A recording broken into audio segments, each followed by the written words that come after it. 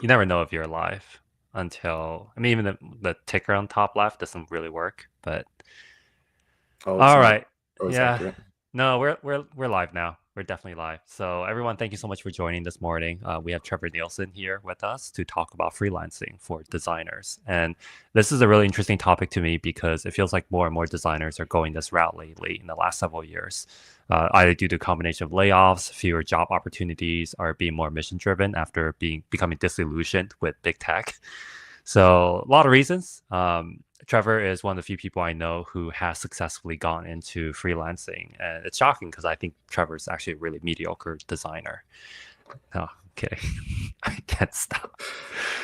You, No, Trevor. it just won't stop. Yeah, Trevor's a great sport, and I think what's really interesting is that he's done this for the last few years extremely successfully. So just getting his insight into his workflows, how he came about this, and his thoughts around all this would be extremely valuable to us. We have quite a few listeners today. I think over 200 signups. So this is it. Just kind of shows just how much interest there is in this right now. Trevor, if you wouldn't mind introducing yourself, kind of giving us a spiel of how you came into this. Yeah, awesome. Thank you for doing this. I know it wasn't easy for you to drop your walls and admit that maybe we should have a chat. Um, but no, it's all good, and I'm excited to be here despite a lot of resistance and hesitation. I actually am excited to be here. So, but yeah, I was an in-house designer for a handful of years, and then my last gig was a crypto startup that resulted in a layoff, and so then I uh, finally kind of opened my mind to the idea of being a freelancer full time. And yeah, I was trying to interview for jobs and had a couple of potential offers to jobs I didn't want, but couldn't get the offers to the jobs I did want. And so freelancing before that seemed like something I just didn't like. I was very against freelancing. I had done it a lot earlier, and it just was very stressful, so I didn't want to do it. But I uncovered some or discovered some ways to make it more manageable for me and more sustainable, more stable. And yeah, after a lot of trial and error, it's finally became something that I could do and got excited about. So I've learned a lot, and try to share as much as I can to help others to see if it's something that they could be successful at and give it a try. And happy to chat more about that on this call. Somebody said we both look nice, but I feel like you're doing all the heavy lifting because you have hair and your background is actually really nice compared to the storage area I have behind me in my office right now. Oh, I didn't even So, notice the boxes. It's yeah, fine. It just all I saw was the poster. That's like so. Yeah. No, well, thank you. Whoever said that, that was kind. yeah. I feel like there's an insult right behind this, but anyway. So you talked a bit about how you were a little bit reluctant to go into freelancing. Can you just kind of give us an idea of like what were some of your initial hesitations? Like what were some of the bad experiences you might have had before going to this full time? Yeah, I guess I had my only experience before that with freelancing was mostly stressful experiences because I started out my career as a full-time freelance designer. And I know that's probably not totally common. I know some people have done that, but it seems like most people try to go school, full-time job, or just somehow get into a full-time job. It feels like that's the I feel it, I don't know. It seems like most people start that way, and then later they are like, "I'm going to go out on my own." I actually started on my own, and with very, very minimal skills. I had taken 2 classes in college. I had taken 1 or 2 classes in like grade school before that, and so I had dabbled in Photoshop with my like digital photography class in my high school. Um, so yeah, I started out my career as a freelancer and was very unsuccessful. It was uh, good to see Tommy in here making some fun comments about about you, Hang. I Um, am blushing. yeah, yeah, it's the truth comes out. That's what Tommy's pointing out. Um, so I ultimately was very unsuccessful and was very grateful to finally get a full-time job and stop losing money. So that was my first experience with freelancing. And then over the years, my following experience with freelancing was always in addition to a full-time job. So freelancing always meant late nights, just stress on top of a full-time job, trying to complete projects, hit deadlines, keep clients happy. So my whole perception of freelancing was this like stressful idea. So for the last few years, I had like sworn it off and it's like, I hate freelancing. I'm never doing it again. So that was, I think, why I was so reluctant when I got laid off. I just didn't have a good perception of freelancing, but yeah, things changed, and now I actually quite like it, and I could see myself doing this for a while as long as I can keep doing it. I feel like for a lot of designers who, and we should probably like categorize them a bit because there are some designers who are struggling to find a job, their first job, and they're considering going the freelancing route just to have some money coming in or to get their first mini opportunity so they can get to something bigger in the next opportunity, or they're trying to supplement their income as they look for a job. So there are a lot of dualities involved in this because it feels like you can't really dive super deep into it immediately. So for you, I can imagine there was some maybe friction there. Like you're trying to think, should I do this full time or should I continue to look for a job?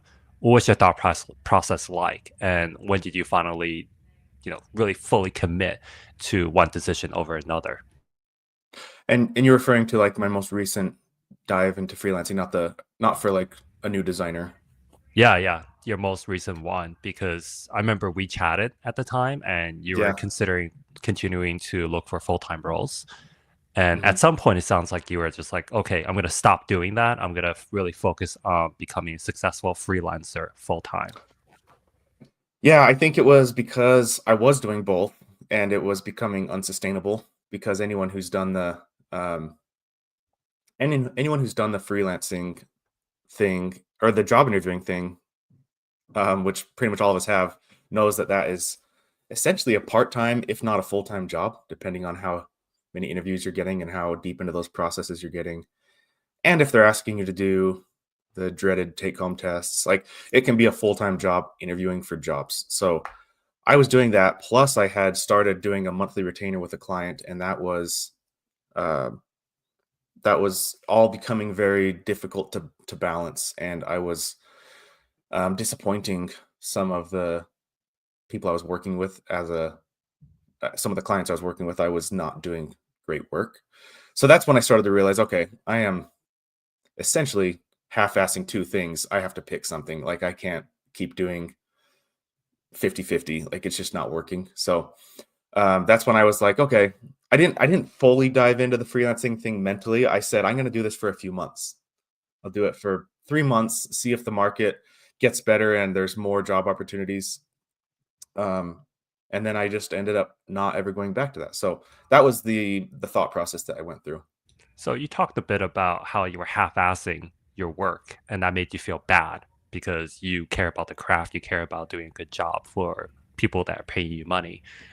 But was there some kind of a cusp or line in terms of the financial incentives that made you want to go freelancing full time? Like, was it at some point it's like, if I make this much money freelancing, then I should pursue it further, or if I don't hit this amount, I'm going to go back to looking for full time work. I think it was the discovery for me of month to month retainers. Like all my entire freelance experience before that had always been project based. And so it was always a little uh stressful. Like, how am I going to always chase down new projects? And so I started to um I want to say I got lucky, but like I just found the right companies that were looking for part-time product designers. And I know that's not totally common. I mean, I've found a few, so I know they're out there. But that's the thing.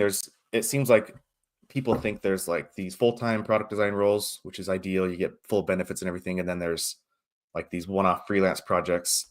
But there's this like middle ground that I've discovered where teams are not willing or ready to commit to a full-time designer, or they're fully established teams that have a fully stacked, mature product team or product design team, and they have gaps that need to be filled because they're in the middle of hiring, things like that. So I've discovered there's these ways to become to find these month to month longer term projects.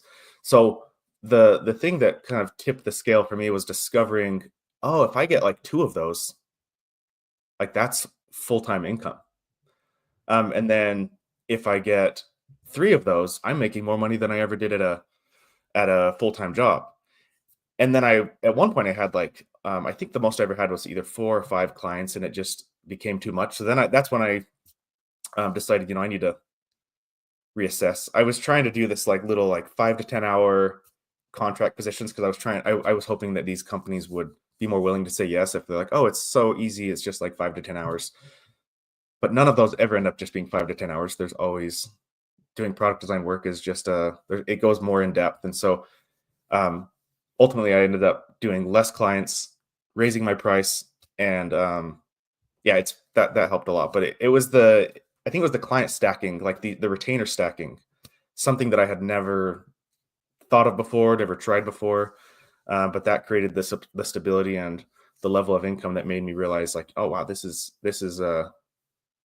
exciting. This is something that will keep me from going back to a full-time job for a while, if maybe forever. I don't know. This is great. I definitely want to get or dive into the money part of everything, the numbers, and also how many hours you're working and all that. But Tommy brought up a really interesting point, which is a lot of designers try to run away from freelance because it feels like there's a hierarchy here. Like you rather be in-house. That's where the more important or cooler work is done. And it feels like some designers who are struggling to get full-time roles, they have to settle for freelancing. Did you feel that kind of bias when you were starting to do this? Like you were maybe taking a step down and how you might be perceived from other designers and hiring managers in the future? And how did you get over that at some point, if you felt that? Yeah, no, that's a really good point, and I actually do still sort of feel that. Like, I'm I not used to get helping. no, you're not helping. Make me feel great about myself every day when I open up my app on LinkedIn, and I see I've been mentioned in a comment or a post from Hing. um, no, I still do feel this. I think actually because I just have noticed. I used to get more full-time product design job outreach, just like cold outreach from recruiters. And I've noticed that's really cooled down for me. And I know part of it is like I am constantly talking about freelance work when I post. My um I'm not putting myself out there at all as someone that's available for full-time hire.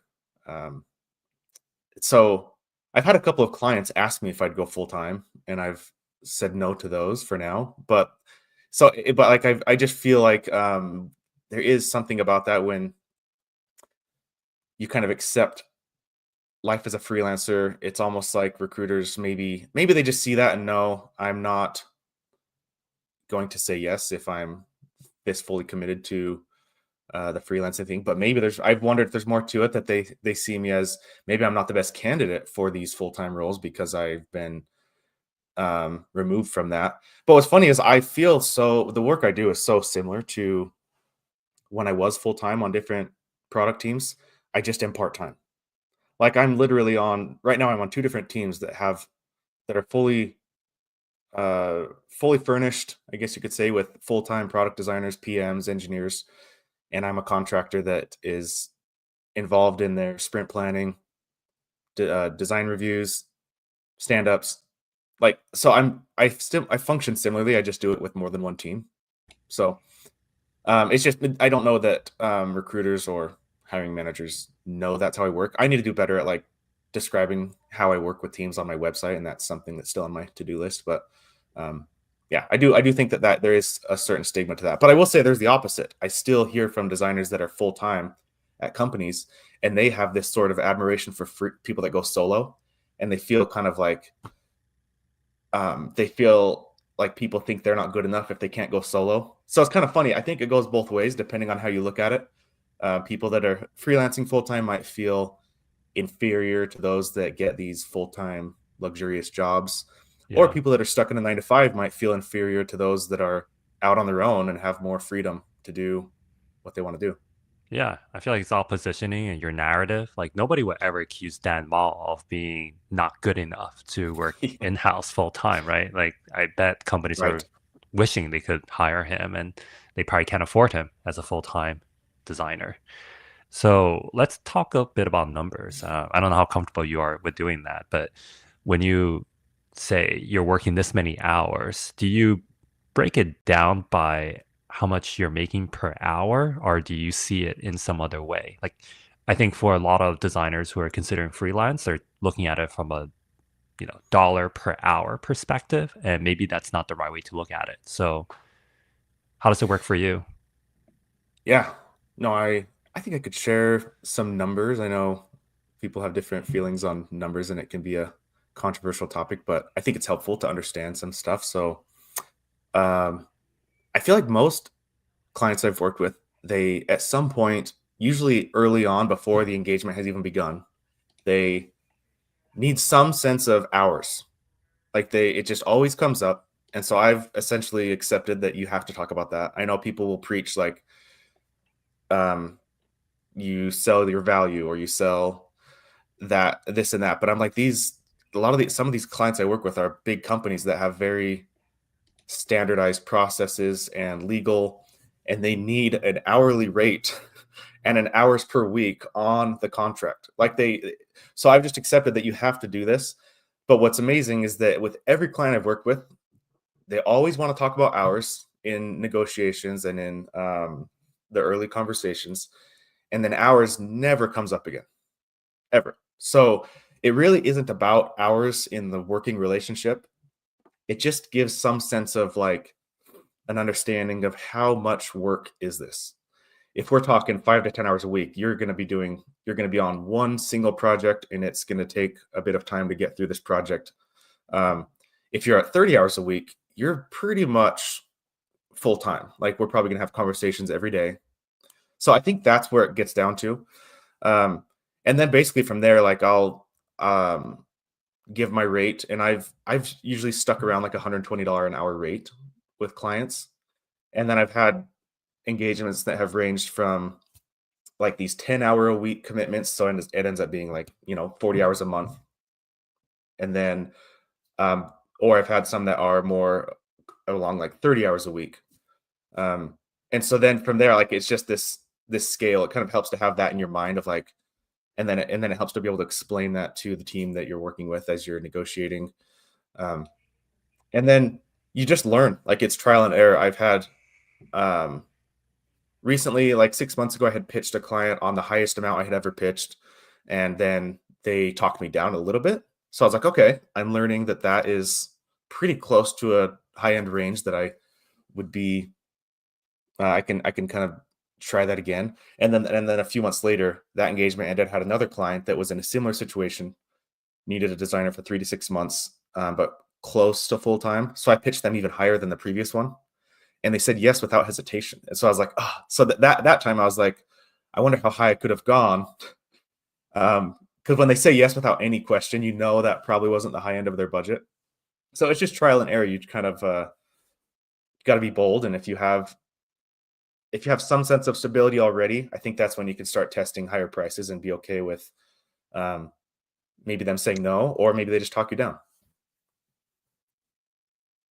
Oh, you're muted. Sometimes when I click once, the mouse clicks twice. I don't know why, but You're cursed. I'm cursed. That's what I It's get karma. for getting It's on a karma. live. Yeah. No, that's because I got on a live stream with you.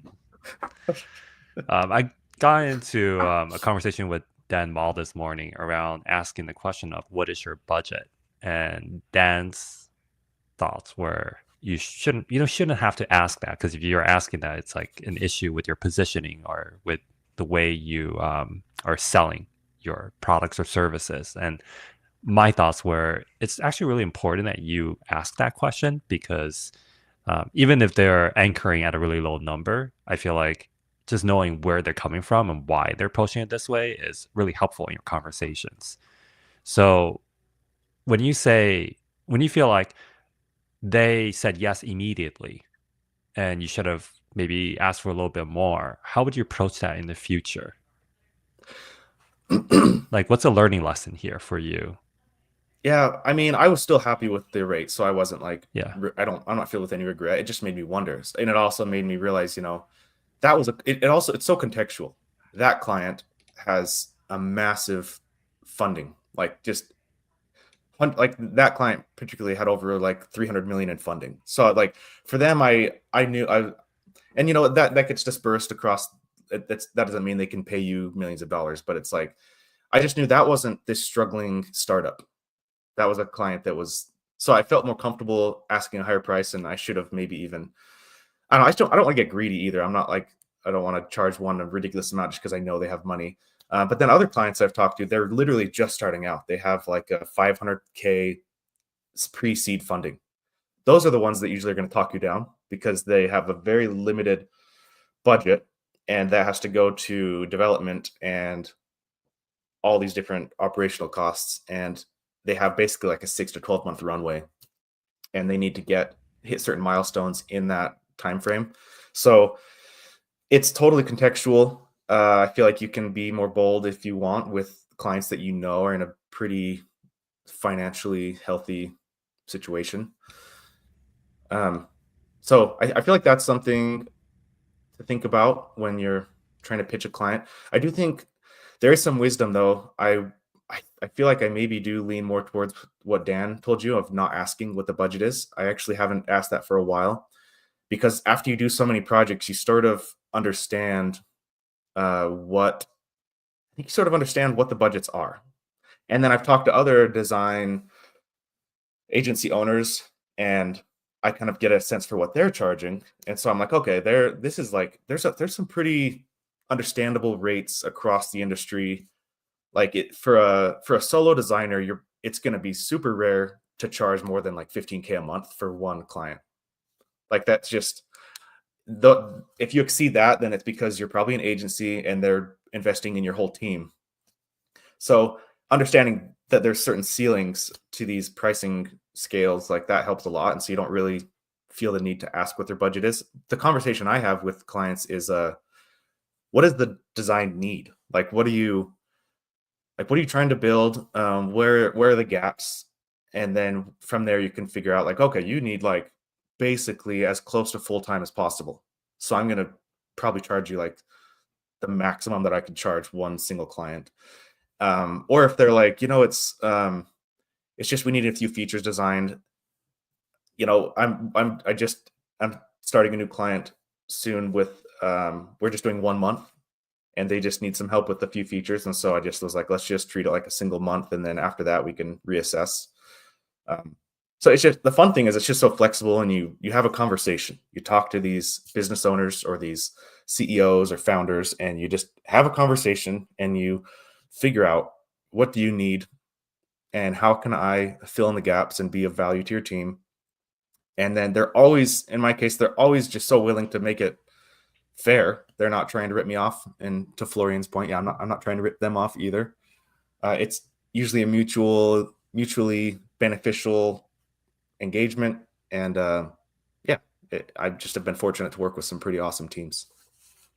Yeah, I feel like Dan is probably the expert on this. He recently posted about making over 2.4 million in a single year. And I'm like, this is insane. I don't even know how you would be able to scale something like that as a single freelancer, or even if you're doing an agency. So super impressive. That is Um, impressive.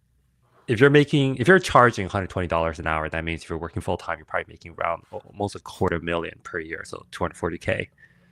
And I'm assuming you're working less than the 40-hour per week average. It depends on the week. Um, yeah, and a lot of it also depends on the clients too, because there'll be certain weeks where it's like we got to get this thing shipped, and so certain weeks are busier than others.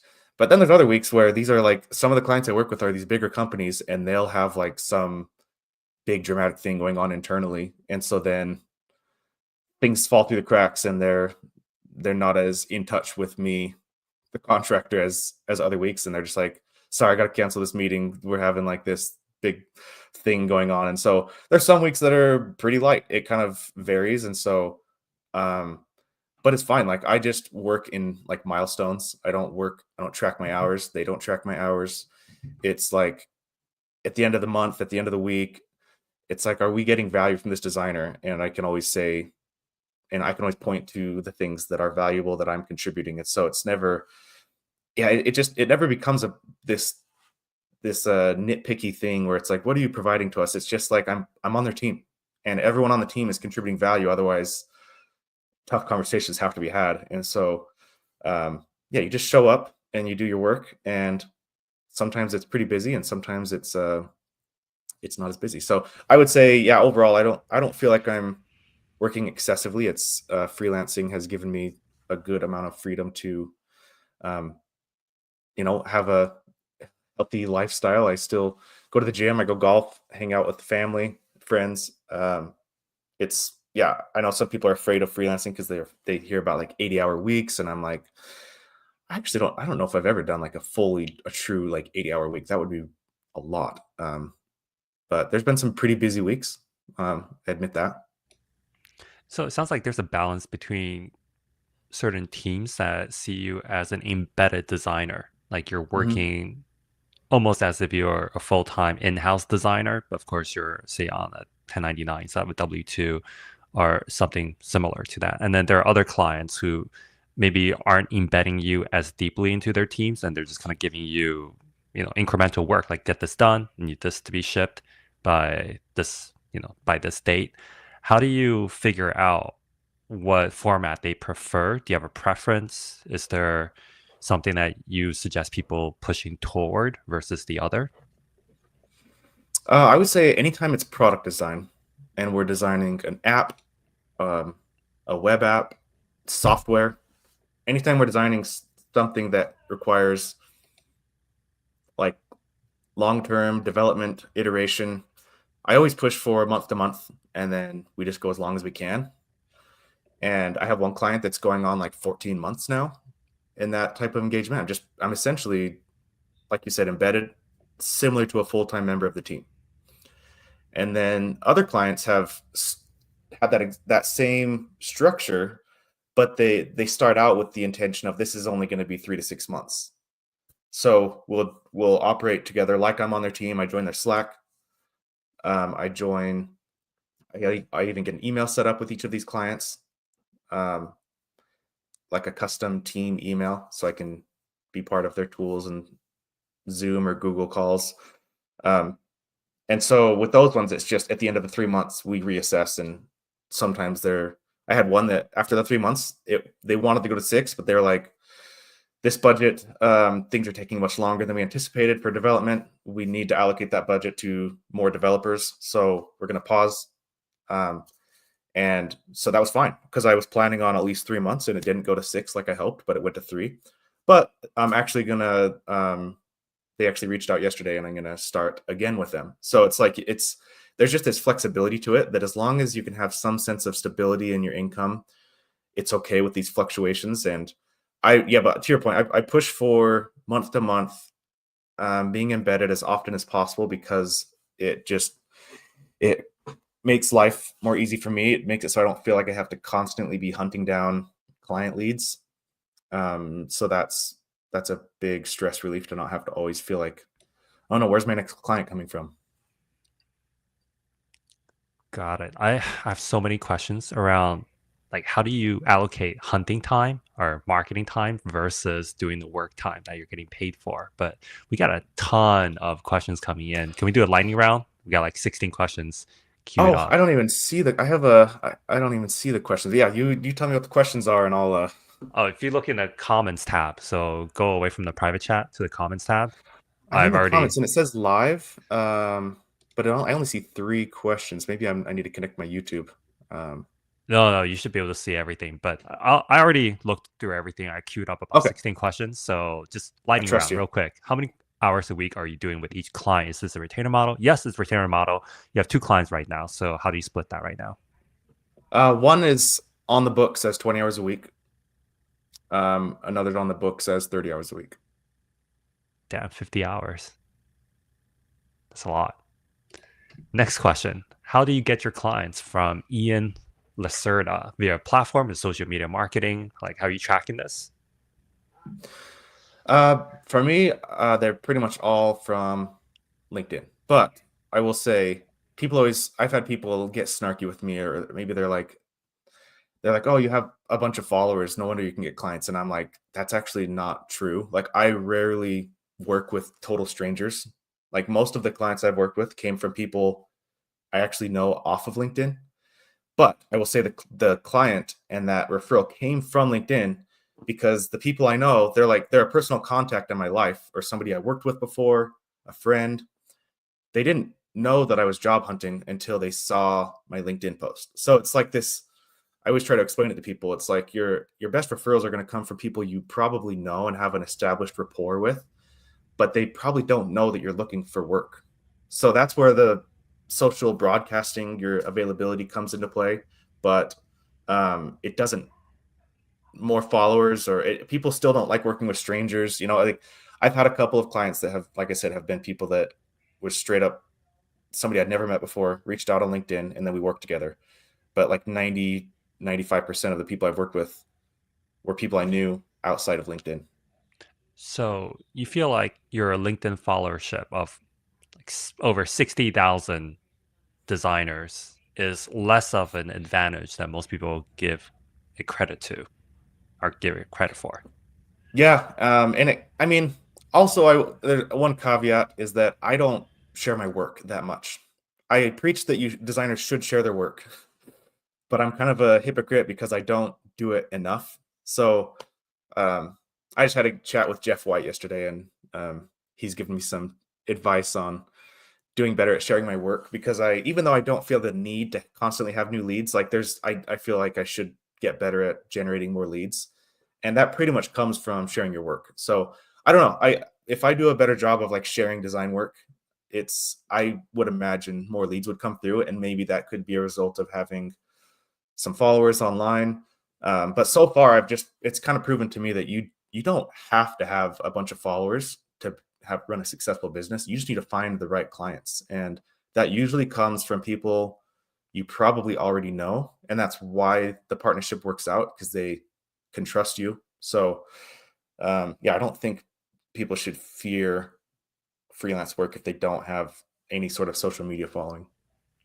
That's a really good point. And also, I should totally bring Jeff White onto a live stream because I think he's more relatively unknown among design content creators, and he probably has the powerhouse when it comes to doing freelance work out there, and people just aren't aware of it as much. Yeah, yeah, I'm aware of it. So I've picked his brain many times, and yeah, so yeah, he's Yeah. great. Yeah. UX storytelling course. Should definitely hit it Yep. up. Andrew Schultz asks, was there any friction from these companies in converting to retainers versus one-off projects? How did you navigate that and build trust? So I recently saw a post from Adrian Kuleso. I'm not sure how to pronounce his last name, but he's a very popular designer, design creator, agency owner. He does everything. He's wildly impressive. He recently posted about how a lot of their clients come from an initial one-off project and then they convert into a long-term client. I don't have that experience very much. I do offer a website design as a service, and I've done a few over the past year and a half, but it's not my main thing, and I don't broadcast it that much at all. But I've had a few people ask for websites, and I've worked on websites. But that's like one instance of where it's like it could be a one-off project that then converts into a retainer. But I haven't had that happen. If the clients I've worked with on a website, after the website's done, the engagement's over. They don't necessarily have a software product that they also need help with. And then as far as the other clients that I've done retainers with, we just started off as a retainer. Like I didn't have to convert. I didn't have to convert it into a retainer.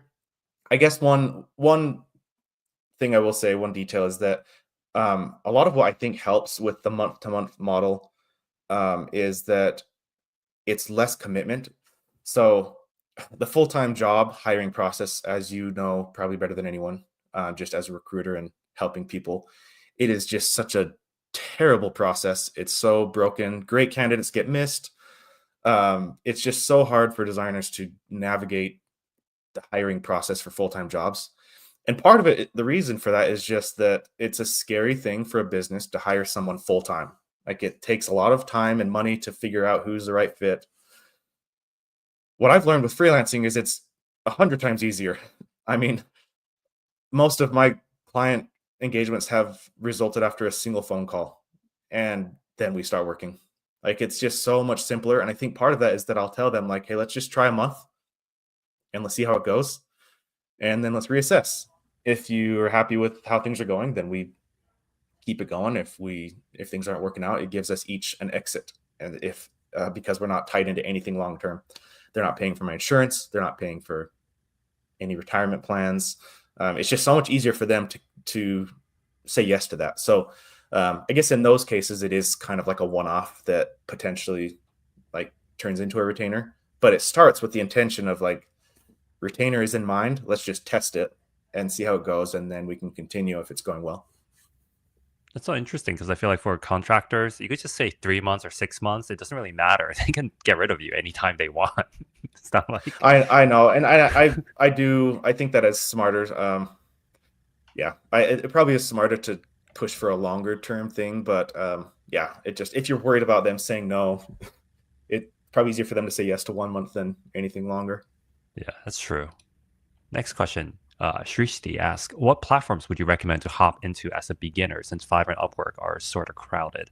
I think that's a complex question. Like, I think that really depends on your experience level. So if you're starting out, I don't I honestly don't know if any platforms are really that great if you're starting out. And also where you are geographically matters a lot too. So, but anyway, your show. What are your thoughts? Hey, this is our show, okay?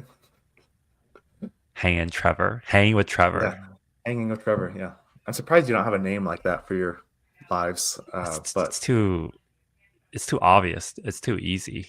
no, just lean And into it. no, because every time I meet somebody new, they're gonna be like, "How's it hanging?" Or like, "Let's That's hang true. That out would get later." And that. Oh yeah, that's. Oh, I just cringed. I cringed hard yeah, thinking my about that. response is always, "Wow, that's the most original greeting I've ever heard." You're the first person to ever say that to me. You're really clever. You would do that. Just I put know. someone down as soon as you meet them. Just make them feel small. Yes, Uh, that's how we become friends. yeah, that's true. It's a sign of admiration. I That's what grow I've learned. bigger as you grow smaller. That is the most twisted logic I've ever heard. Yeah. Um, Back to Srishti's comment. I would say whatever platform you have the most personal contacts. Like for me, that's why I've done a little bit of Twitter and a little bit of Instagram, but LinkedIn, I just had so many like contacts built up over the years. It just made the most sense for me to broadcast my work and myself there. But I feel like you can build that up on any platform as long as you build trust and have a network of people that know who you are and would recommend you. So yeah, I think it could happen on any platform. As far as like platforms that are specific to hiring people like Fiverr and Upwork, I don't know. I've never used those, but I will say Contra is something I just created an account and I'm starting to set up a profile. I've heard good things about that. Um, they actually have like a Dribble import. Ever since Dribble kind of went to trash recently with their new policies and things, Contra jumped on top of that opportunity to create this Dribble profile import, which I think is brilliant. I think it was already on the roadmap, but they like sped it up because they were like, wow, everyone's looking to get out of Dribble.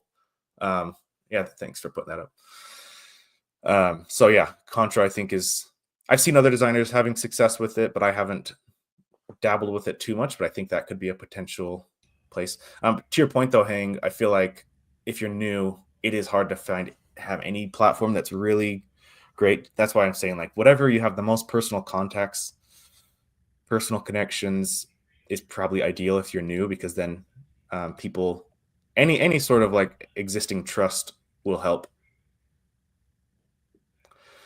The Sounds like a train show. Thai. It sounds like a Thai person. Oh, I don't know about that one, Florian. Hang job advice. Okay, so I have a slightly spicy or gatekeepy question for you, and Uh-oh. that is, do you believe there is a minimum experience or skill threshold to be a successful freelancer? I mean, I think obviously, so. yes, but is that higher than, like, do you believe that that's higher than what most people think are higher than getting your full-time role as a junior designer, for example? That's such a tricky question because getting a full-time job is so hard anyway. So, like to say which one's harder or which one requires a higher threshold, it's hard to say. But I will say, to be a successful freelancer, I feel like you do need to be pretty good at handling, a general skill set. So I think that's the tricky thing is some designers. I've even seen Fang designers getting some flack lately because they become a one-trick pony. They do one thing really well, and that company can afford to hire a designer at 250K to do one thing and to just do that thing over and over and to just push the limits on that one single thing. And that's not the case with freelancing. Like you have to be able to, like, if most of a lot of clients I've worked with are startups, and startups require a more generalist skill set. They might need help with the website. They might need help with um, they might even need help with some sort of like graphic design, and then also designing the app. Like a 0 to 1 process can be challenging. Like it's just starting with a blank canvas can be very challenging. I feel like the clients I've had that have an existing design system, an existing platform, product, team, jumping into that to me is so much easier. Yeah. I feel So, like yeah. I feel like I asked a bad question there. Let me rephrase this. Okay. You came into freelancing at a pretty good time. And I think one Meaning would, good time meaning in my career or in like the landscape of design. both, but also it's working out well for you. Like you are Okay. happier now today than if you, most likely if you had just gone the full-time route, like versus your I see. last job, probably, right? I agree. And I guess that, and this is a very hypothetical question, but if you were to rewind, and it feels like at some point you wouldn't have been able to do this, right? Like you wouldn't be able to successfully transition from Oh, full-time okay. role into freelance.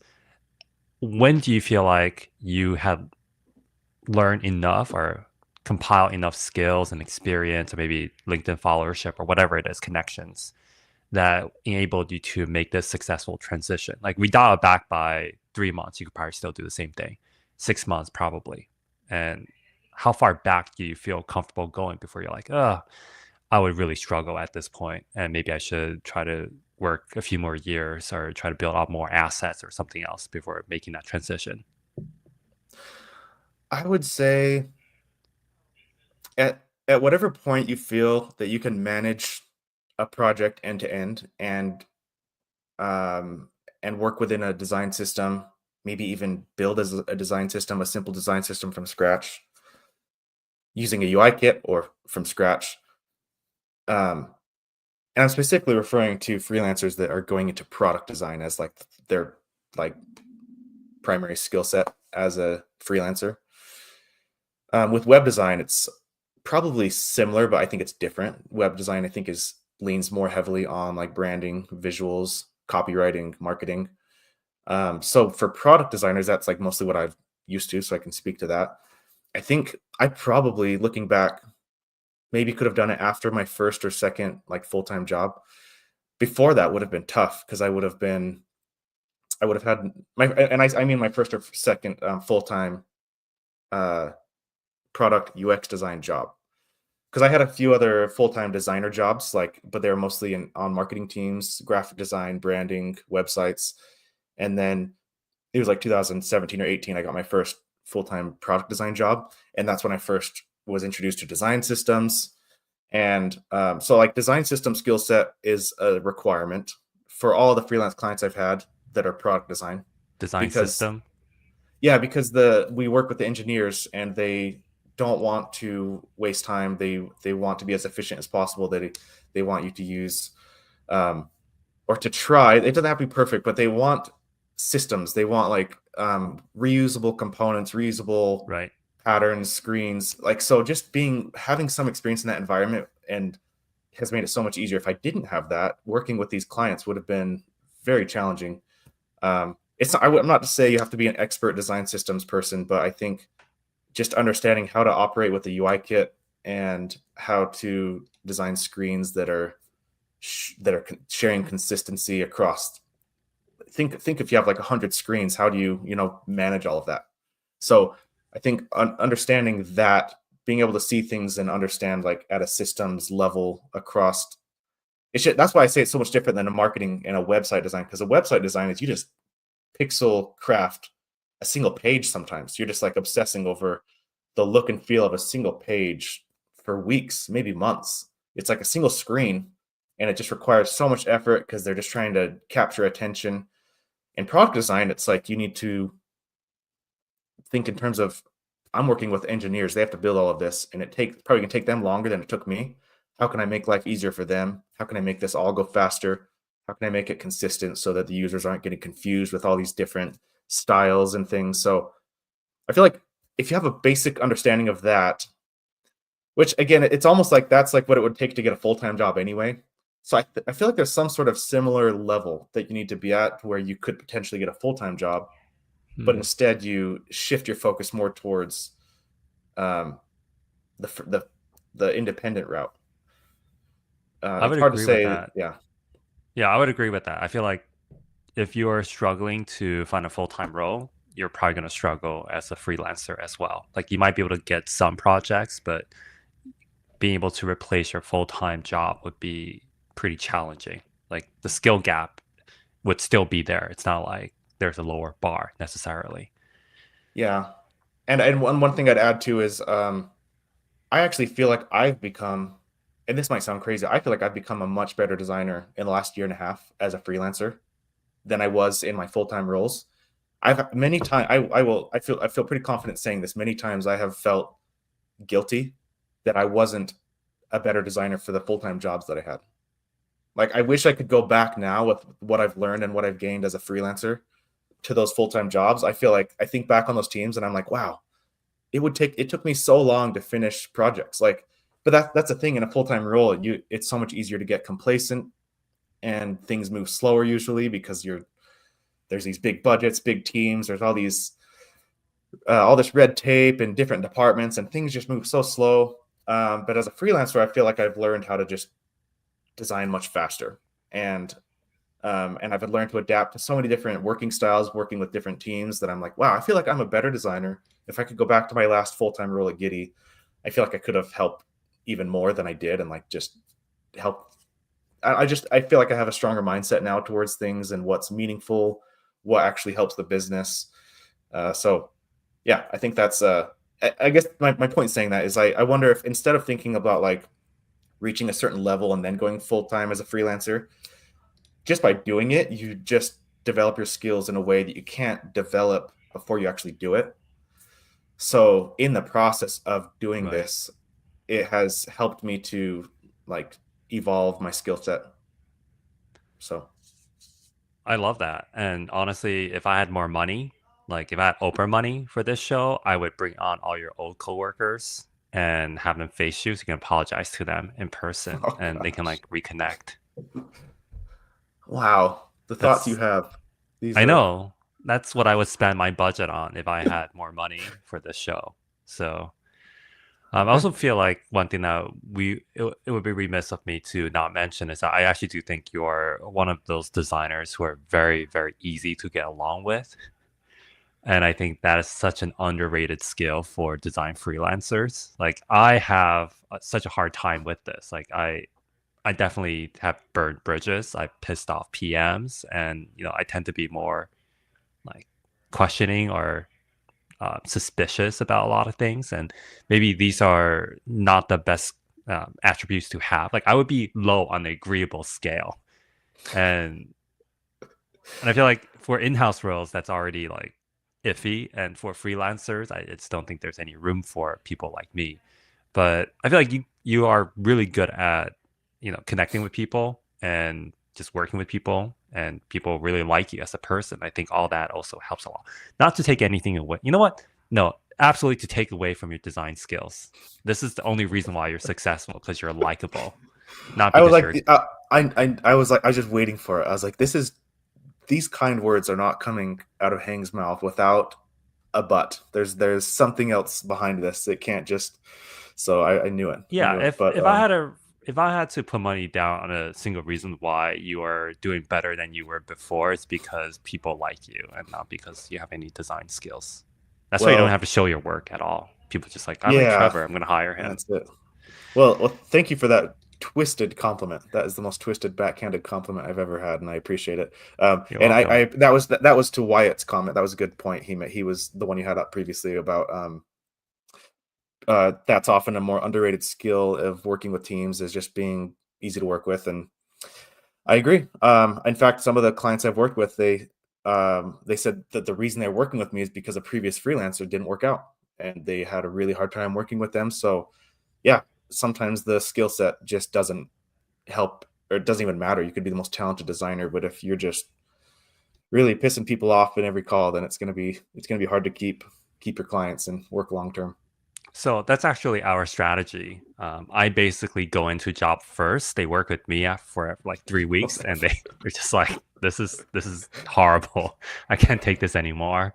And then they call you in, and they think you're great as a result, only in comparison to me. So that's kind of our stick. This is our long-term business strategy. It's like that horrible movie, Good Luck Chuck, with Dane, got that horrible comedian. I haven't seen that one. It's Oh, one Dane, uh, Dane Cook. That's his name. Dane Cook. I Yeah, remember yeah. He used to he be was really big, and then he just he kind of was. disappeared. Yeah, where'd he go? Apparently, his business manager, who was like his best friend, like backstabbed him and like stole all his money, just like destroyed his life. And he's slowly Oh, coming back into it. So that could be a parallel for us. There's just so many parallels here. yeah, Anyway, that's a. I which one of us is going to be the Dane Cook in that parallel? I hope I hope definitely it's you. you because you got his hair going on, and yeah, he's got great hair Oh, too. geez. So anyway, he made this. I mean, he starred in this really misogynistic movie where he had a thriving business where guys who get dumped by their girlfriends would call him in, and he would get a date with that girlfriend afterwards. And it would be such a horrible date that the girlfriend would call up their ex after the date and be like, "Oh my god, I just went on the most horrible date. I gotta settle for you at this point because the Wow. wild outside is just so much worse. Like It's I need to the appreciate you comparison. more." Yeah, yeah. Yeah, yeah. And the whole plot of the movie is that his friend, his best friend, who's I think it was Jason, I forgot his last name, the guy in from American Pie with the Okay. eyebrows. Oh, You know what I'm talking about? I know who you're talking about. Yeah, the guy with the pie, basically. And this is like such a millennial reference at this point. A lot of people are just like American Pie. That was like a What cultural is that? movement for us. But anyway, so he, lost he lost his girlfriend, or he like went on a date and it didn't work out, and then he sicked his friend Dane Cook on her. And God, what is her name? She's in that new show about the Lakers Oh, I as haven't a seen that one. GM. You haven't seen that? You're a basketball person. How I do you know. not? I just watched basketball, but I think I know a movie you're talking about, but I don't. It's a TV show. It's Oh, it's a TV show. yeah, I forgot her name. She's blonde, and she was the girlfriend, and then Dane Cook and her hit it off. But anyway, I don't know where I'm going with this, but yeah, that's Oh our no, stick. I'll finish it off with this. That thought. Just yesterday, a friend referenced the movie Duff. Do you remember that movie No. from the mid 2010s? It's Duff stands for the designated ugly fat friend. It's just it's like Oh God. the point of the movie is that a friend group has one friend that makes the other friends look better. That's the whole point of the movie. I'm not singing. I'm not trying to. Anyway, you can be the Duff, I guess. That's kind of. I feel like you're volunteering for that. I'm the Duff, the designated designer friend who basically makes every other designer look better. God, where's this Yes. movie from? Oh, it's from 2015. I feel like that's like a movie from the early 2000s, back when they were just making these shows that would be canceled nowadays. Yeah, shows that would not fly today. Like, yeah, No. for sure. All right, let's go back to our programming. Oh yeah, yeah. Uh, I forgot we're on a yeah, live. Yeah. yeah. Chad Chad has a good asked question. about software for tracking Asana, Monday, Jira. What do you use? So this is another thing where I don't really have a choice in this as far as I join these teams and they already have a software. So in most cases, it's been like Jira, Confluence, stuff like that. I have my own personal project management tool. I use TickTick. It's kind of a lesser known project management tool. TickTick. It's a weird name, terrible logo, but a fantastic product. So I use that personally because that helps me manage a view of my personal life and every client in a single view, and I can switch between a list view, calendar view, project view. It's a very powerful tool, very lightweight, very simple, like very opposite of something like Jira that's so clunky and cumbersome, hard to use. And this is not a sponsored live for TickTick. I should have reached out to them. But yeah, so that's what I use personally. But yeah, as far as like what the clients use, I kind of embed into their team and use whatever they're using. So many sponsorship opportunities we just I missed know. with Contra. Contra, and we should Contra, have yeah. contacted them. Thea Cook mentioned that I am not thinking of the right movie. She is totally correct. I was actually thinking of My Best Friend's Girl. Oh, okay. It's not the Dane Cook one. It's even worse. It's even sleazier. So I'm not gonna get into that. I basically made a mistake. And actor is Jason Biggs. Anyway, Oh man, people are helping you out. yeah, people are just like you're misremembering. It's true. I'm getting old, and my memory is not the same. Oh, no. Florian asked a great question, and this is around security, right? I feel like a lot of designers nowadays are feeling less secure, even with their full-time jobs. They could be laid off tomorrow. They could lose their income, and at one point, our severances were going way up, like with Meta, with like the 4 or 5 months severance. But now I feel like a lot of companies are just giving like 1 or 2 months maximum because no one really cares anymore. But how secure do you feel with freelancing? For me, it feels like taking a big leap. I know I could be made redundant my full-time role tomorrow and then have to find a new role. But once I find a new one, I will have my false sense of security again and be good with it. That's funny. It's funny because of how relatable that is. I think everyone feels that, Florian. But so as far as how secure I feel with the freelancing, I feel in a way better when my income is distributed. In fact, one of my colleagues at one of the clients I work with, she's asked me like 3 or 4 times, like, "Hey, are you ever gonna go full time? Are you gonna like join us full time?" And then I always feel bad. I'm like, I don't think so. Like, I don't think I want to join the team full time. I just it's just so much effort and to find your groove as a freelancer. I think when you first start out, it's kind of rough, and you work on it and you try different things. And I feel like I've found a good thing that's working right now, and I don't want to bail on it just yet unless I absolutely like had to. So I kind of want to keep this going as long as I can. But so I feel pretty secure. I do feel the same fears though of like, I don't. I guess in a way I feel more secure. Otherwise, I would go get another. I would go full time. But like I feel more secure knowing I'm not putting all my income in one basket because I experienced that a year and a half ago, and it was such an unfortunate moment to be told that I was being let go. And I just don't want to have to deal with that again. I've had clients tell me that. It's funny, like I've had clients tell me that, hey, we gotta give our 30-day notice. And I'm like, and then I don't go post about it. I don't go talk about it. I'll be like, oh, that's too bad. I just lost a client. But it's just so much less severe. So in a way, I guess I do feel a bit more secure as a freelancer because clients come and go, but I just know it's going to be so much easier to get another client than it is to go get a full-time job. Like when you get a full-time job or you lose a full-time job, it's all just so dramatic, and it's so different with clients. What would it take for you to go in like full house? Sorry, in house again. In-house full-time. Yeah, full time, full house. Another TV show from Full the House. 90s. Yeah, another you're referencing all sorts of childhood shows. Well, not the Dan Cook one was not a childhood show for me. I don't mean to say that. I think what it would take is I just don't know. I actually don't know that it's even. I feel like it would require it. I would have to like really need it, I guess, because I don't think that client or full-time jobs can pay as well unless you get this crazy awesome FANG job.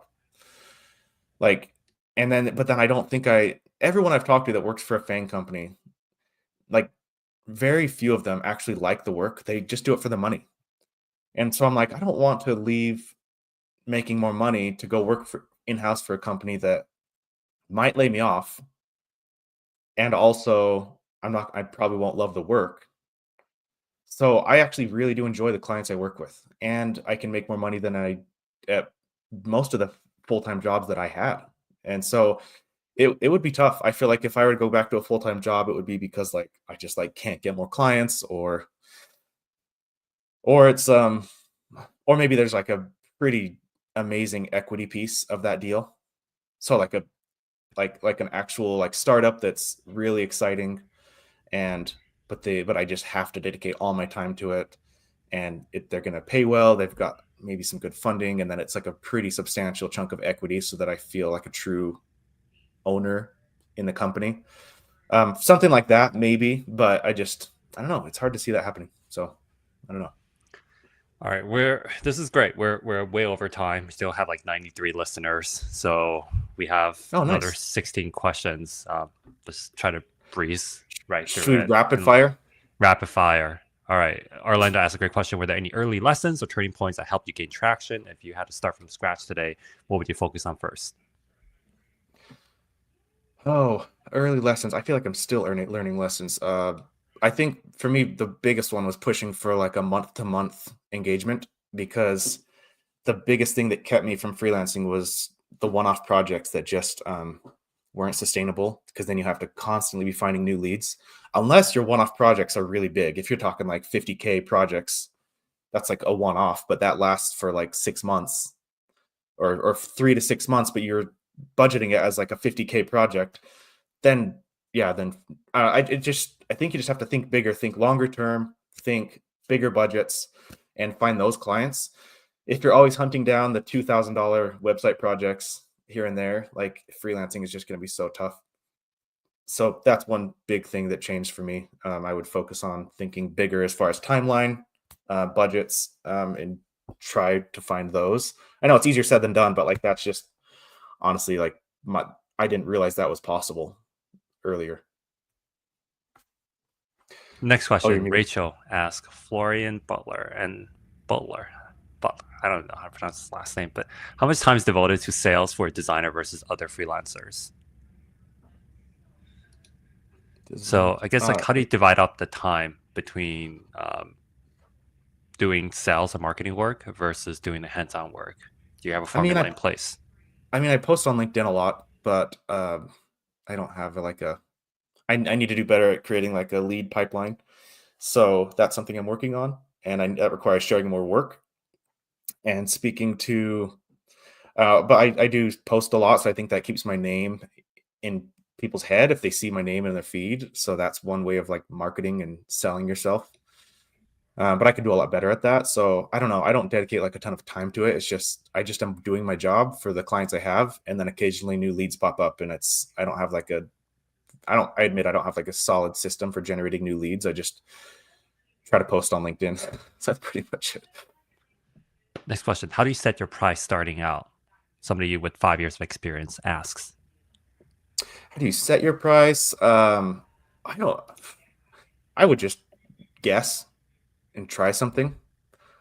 Pitch, just if you work with a client, just try a number. Like try to think of an hourly rate. Like try $80 an hour. I don't know.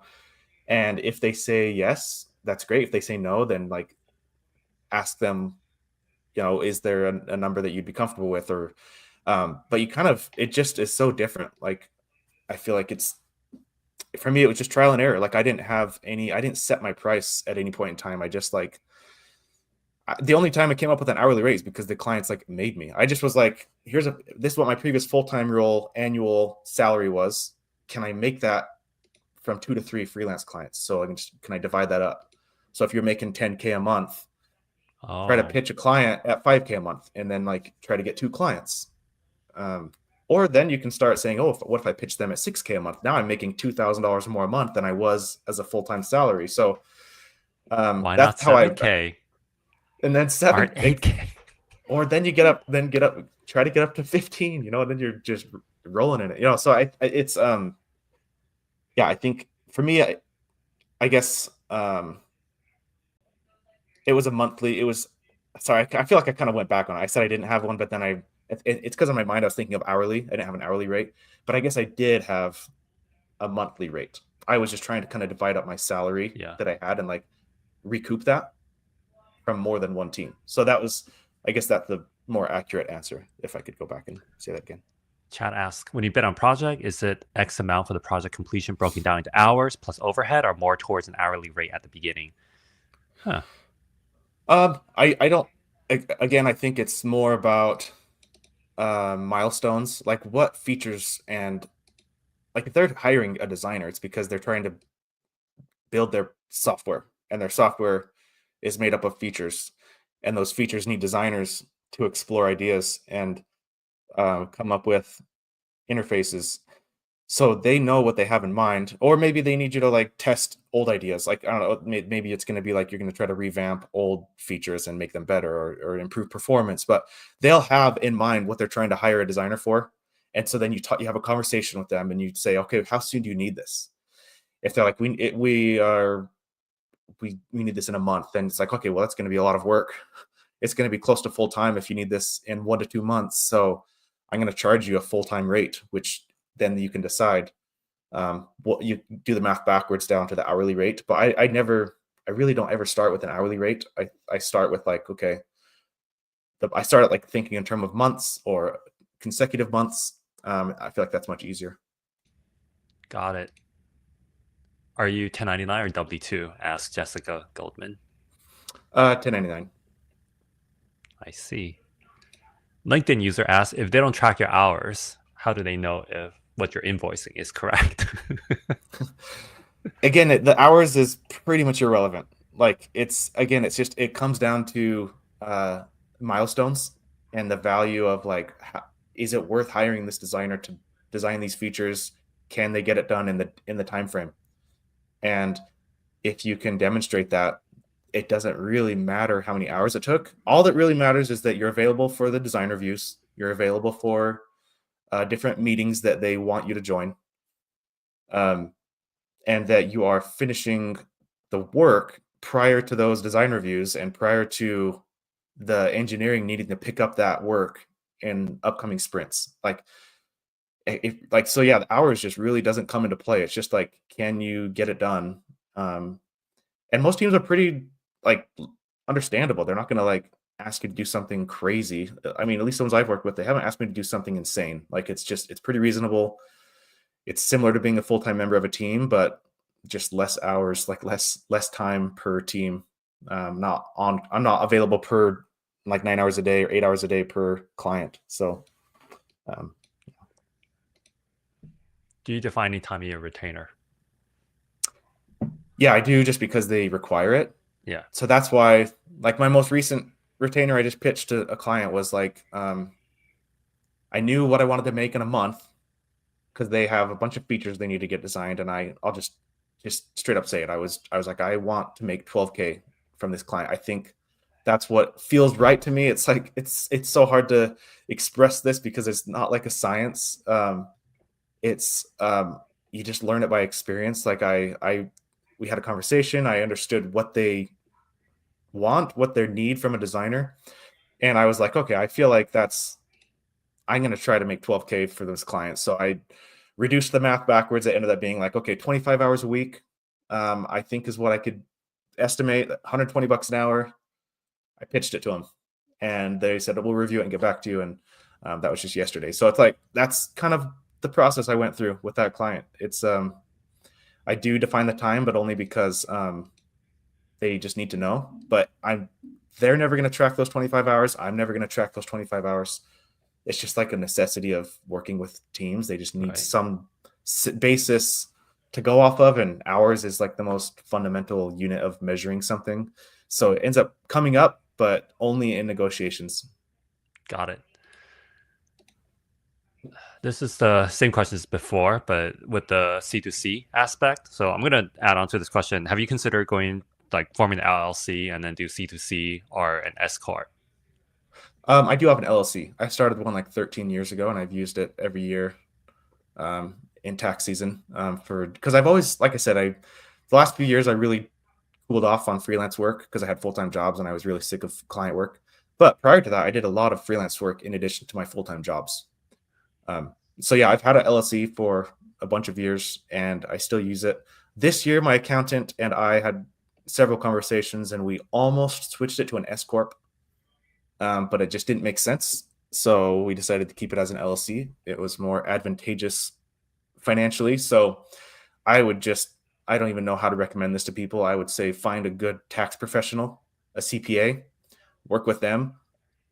It is worth, I spent $700 on my CPA this year, and that pales in the money in comparison to the money they saved me. So some people like just are like, oh, I'll do my taxes on my own. I use ChatGPT. I had a buddy just a few years ago messed up on his taxes, and he got hit with I think it was a $3,000 or $5,000 fee, but the government didn't tell him about it until 3 years later. So the interest had built up, and he ended up owing $8,000 to the government.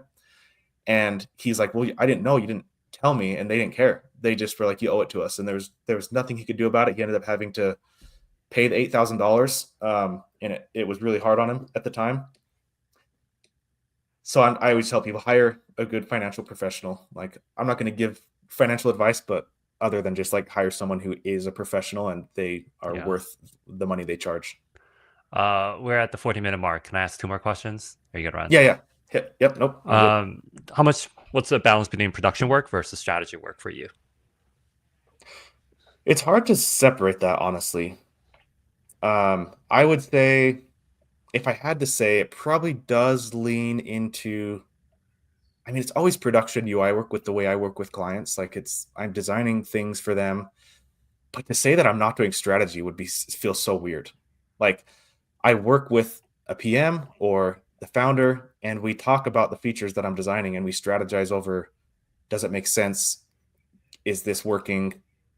So there's so much strategy that goes into it, but we're designing software. So I'm not like a consultant that just provides advice.